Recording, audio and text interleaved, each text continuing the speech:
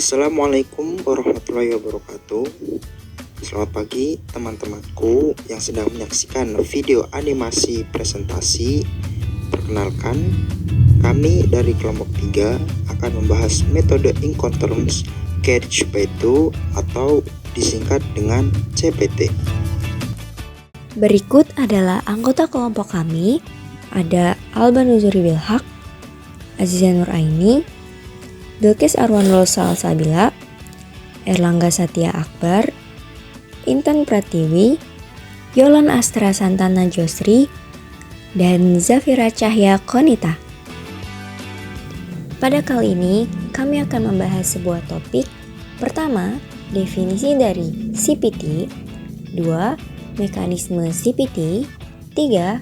Keuntungan dari CPT. 4. Kelemahan dari CPT. 5. Perbedaan Incoterms CPT dengan Incoterms lainnya. 6. Dokumen yang diperlukan dalam pembuatan Incoterms CPT. Dan yang ketujuh, kesimpulan dan juga poin penting dari CPT. Yang pertama adalah definisi CPT, Carriage P2 atau biasa disingkat CPT, merupakan istilah yang merujuk pada suatu kesepakatan antara penjual dan pembeli mengenai tanggung jawab atas pengiriman barang dari penjual ke tujuan yang telah ditentukan bersama.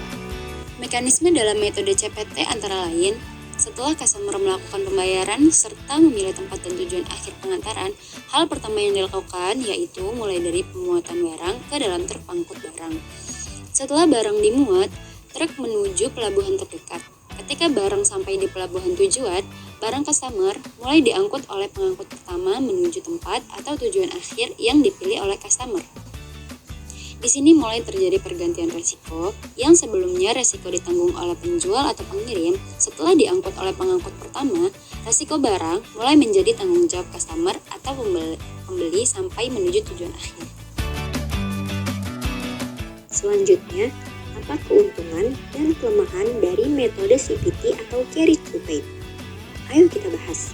Keuntungan dari metode ini adalah: pertama, penjual memiliki kontrol atas pengiriman barang.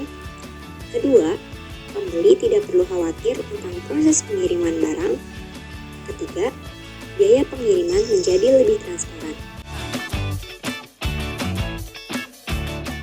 Dan kelemahan dari metode ini adalah: pertama, resiko beralih cepat berpindah ke pembeli saat diserahkan ke pengangkut pertama.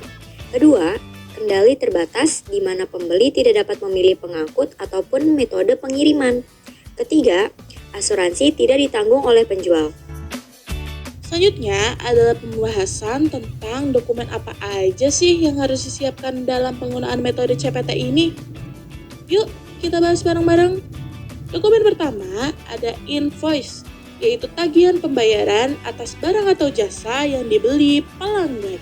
Yang kedua, ada bill of lading, yaitu bukti pengiriman dan kepemilikan barang tersebut.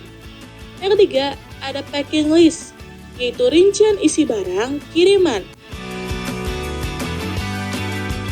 Yang keempat, ada certificate of origin, yaitu bukti asal negara barang dikirim. Yang kelima, ada dokumen asuransi, yaitu jaminan perlindungan atas resiko barang. Lalu, apa perbedaan dengan Incoterms yang lainnya? Di sini, kami mengambil perbandingan dengan 3 contoh Incoterms. Yang pertama, FOB. Penjual hanya bertanggung jawab saat barang di atas kapal. Yang kedua, CIF. Penjual bertanggung jawab atas biaya pengiriman dan asuransi. Yang ketiga, DDU. Penjual bertanggung jawab atas pengiriman dan biaya tambahan tanpa biaya pajak. Kita berada pada akhir dari metode ini, yaitu kesimpulan-kesimpulan yang ada dalam metode ini adalah: CPT merupakan istilah dalam Incoterms yang menyatakan bahwa penjual bertanggung jawab atas biaya pengangkutan barang hingga ke lokasi tujuan yang disepakati, tetapi risiko kerusakan atau kehilangan barang berpindah kepada pembeli begitu barang diserahkan kepada pengangkut pertama. Jadi, poin-poin yang dapat diambil dari metode ini antara lain: yang pertama, biaya. penjual menanggung biaya transportasi hingga tempat tujuan. Yang kedua, resiko. Berpindah dari penjual ke pembeli saat barang diserahkan kepada pengangkut pertama, bukan saat tiba di tujuan. Yang ketiga, asuransi. Penjual tidak wajib mengatur asuransi, tetapi pembeli disarankan untuk mengasuransikan barang sesuai kebutuhan. Juga, penjual menanggung biaya transportasi hingga tempat tujuan. CPT cocok digunakan untuk semua moda transportasi termasuk multimoda. Sekian dari kami adalah pengertian Incoterms dengan metode Carriage Paid To atau CPT dari kelompok kami yaitu kelompok 3. Karena bahan presentasi kami sudah selesai, maka kami cukupkan sampai di sini. Sekian, kami pamit undur diri karena kalau maju sayangnya teman sendiri. Assalamualaikum warahmatullahi wabarakatuh.